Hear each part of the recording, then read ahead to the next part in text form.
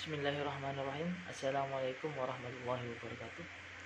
Perkenalkan, nama saya Muhammad Fikri, NIM 2010641028 dari Fakultas Teknik Prodi Teknik Mesin. Di sini saya akan menjelaskan sedikit tentang pengertian akhlak menurut para ahli dalam Islam. Membicarakan soal akhlak tak akan pernah habis, karena dalam kehidupan sehari-hari, baik mulai dari diri sendiri, dalam keluarga, masyarakat, dan bersosialisasi dengan siapapun, pasti tidak lepas dari akhlak. Apa yang dilakukan sudah apa yang dilakukan kita, sudahkah pantas dan sesuai dengan syariat Islam? Tentunya dalam semua agama pun mengajarkan tentang perilaku yang baik. Apalagi dalam agama Islam, semua hal dari yang kecil sampai terbesar telah dijelaskan dan ada ajarannya secara jelas. Gambaran dan contohkan langsung oleh Nabi Muhammad SAW, kata akhlak memiliki makna dan arti yang sangat luas untuk segala tindakan tanduk ataupun perilaku kehidupan sehari-hari. Untuk lebih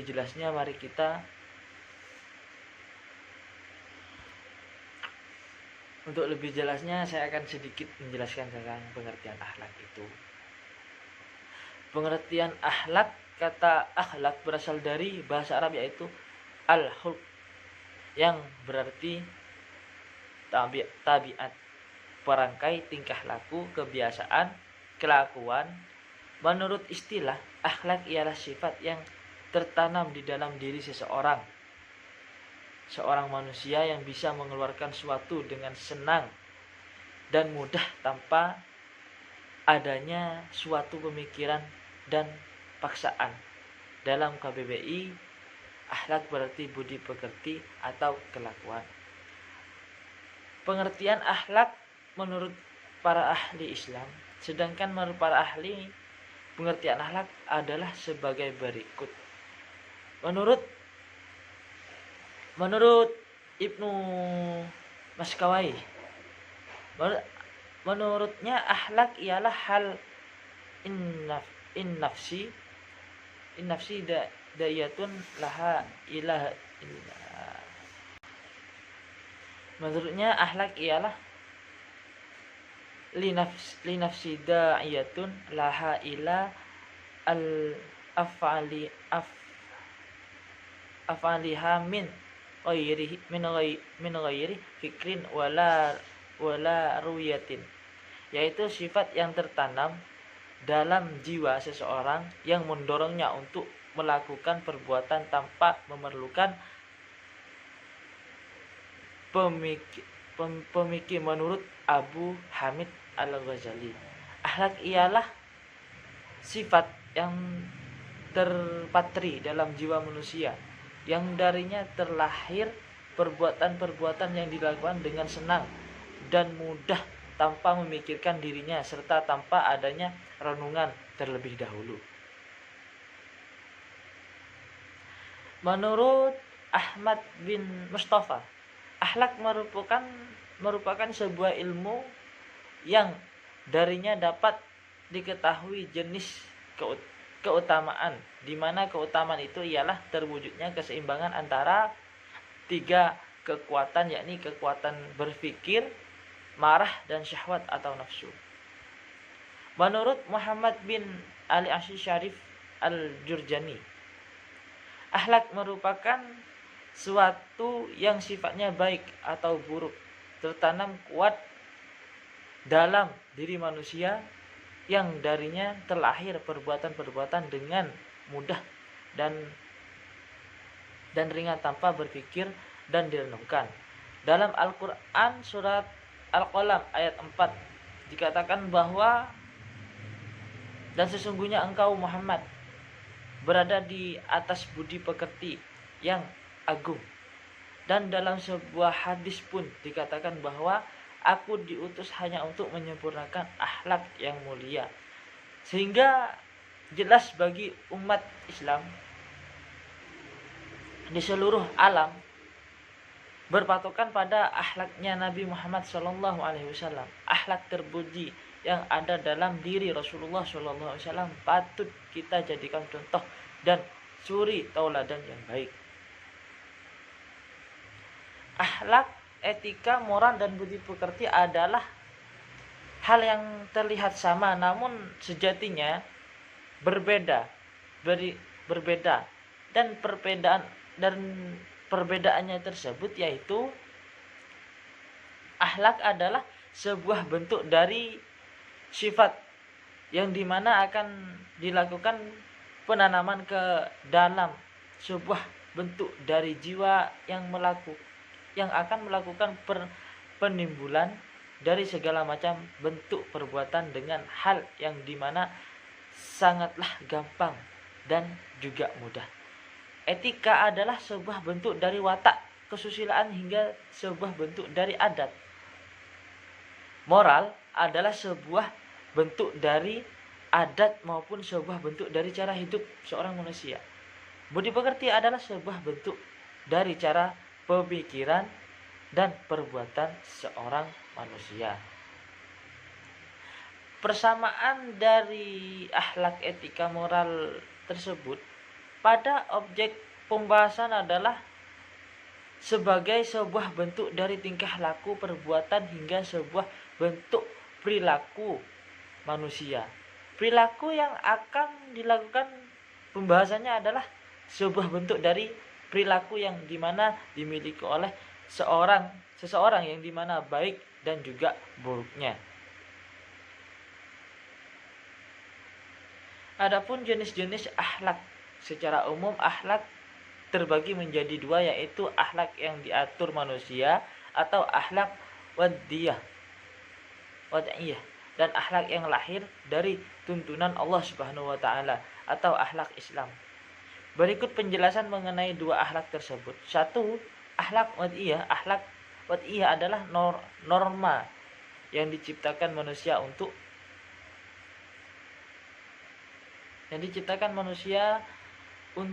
keselamatan bersama agar kehidupan bermasyarakat menjadi damai, tentram, dan terarah.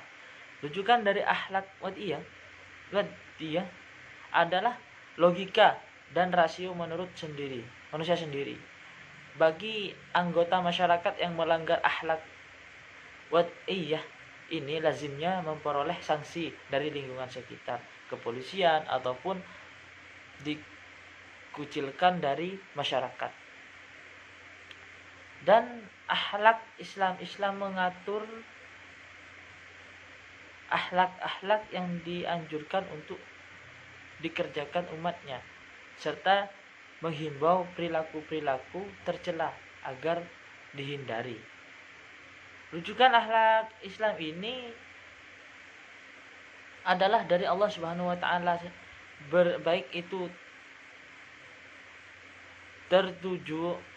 tertuang dalam Al-Qur'an atau melalui hadis Nabi Muhammad SAW. Berbeda dari akhlak wadiyah yang hanya beroleh sanksi dari manusia saja. Pelanggar akhlak Islam juga diancam sanksi dari Allah Subhanahu wa taala. Kemudian akhlak dalam Islam terbagi menjadi dua, yaitu akhlak mahmudah, terpuji dan akhlak mazmumah, tercela. Ada uraian sebagian dijelaskan di Kemenak. Akhlak mahmudah, akhlak terpuji. Akhlak mahmudah adalah sifat dan tabiat mulai yang dianjurkan pengerjaan dalam Islam. Saking pentingnya akhlak terpuji ini sampai dijadikan sebagai tolak ukur keimanan seorang muslim, sebagaimana tergambar dalam sabda Nabi Muhammad SAW. Orang-orang mukmin yang paling sempurna keimanannya adalah yang paling baik akhlaknya. Hadis riwayat Tirmizi. Contoh-contoh akhlak mahmudah adalah ikhlas, sabar, syukur, khauf, takut, takut kemurkaan Allah Subhanahu wa taala.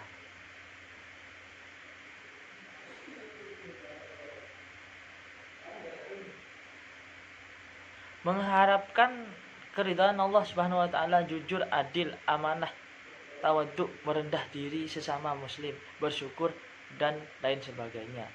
Dan akhlak mazmumah, yaitu akhlak tercela,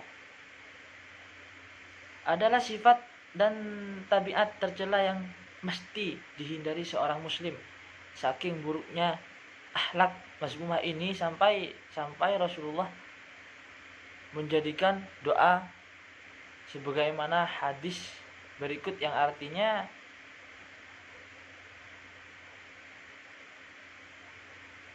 diriwayatkan dari Qutbah bin Malik radhiyallahu an yang mendengar Rasulullah SAW, ya Allah, aku berlindung padamu dari akhlak, perbuatan, dan hawa nafsu yang tercela. Hadis riwayat At-Tirmizi.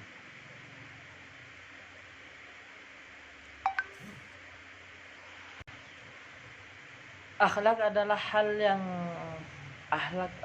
hal yang pertama yang biasanya dinilai oleh seseorang. Jika kita memiliki perilaku yang terpuji, orang yang melihatnya pun akan tertarik pada kita. Dengan begitu cukup mudah untuk kita melangkah selanjutnya, baik dalam bidang pekerjaan, bahkan dalam hal mencari pasangan hidup. Namun sebaliknya, jika kita memiliki akhlak yang tidak baik, maka kita akan melangkah itu sangat sulit. Karena biasanya seorang yang memiliki akhlak kurang terpuji akan dijauhi oleh orang lain. Walaupun ada yang mendekati, pasti yang memiliki akhlak serupa dengannya. Inilah yang menjadi pembahasan kesuksesan seseorang dalam hal akhlak tersebut. Perbaikan pada akhlak tidak akan terwujud jika tidak ada niat dan tekad yang tumbuh dari dalam hati kita, yang kuat pada diri kita untuk mewujudkan. Karena pendorong dalam hal perbaikan diri kita ialah berawal dari dalam diri kita sendiri. Faktor luar hanyalah pemberi semangat ataupun motivasi sebagai penguat diri kita untuk mencapai sebuah perubahan. Mungkin itu saja penjelasan dari saya tentang pengertian akhlak menurut para ahli dalam Islam. Jika ada tutur kata yang kurang berkenan, mohon dimaafkan.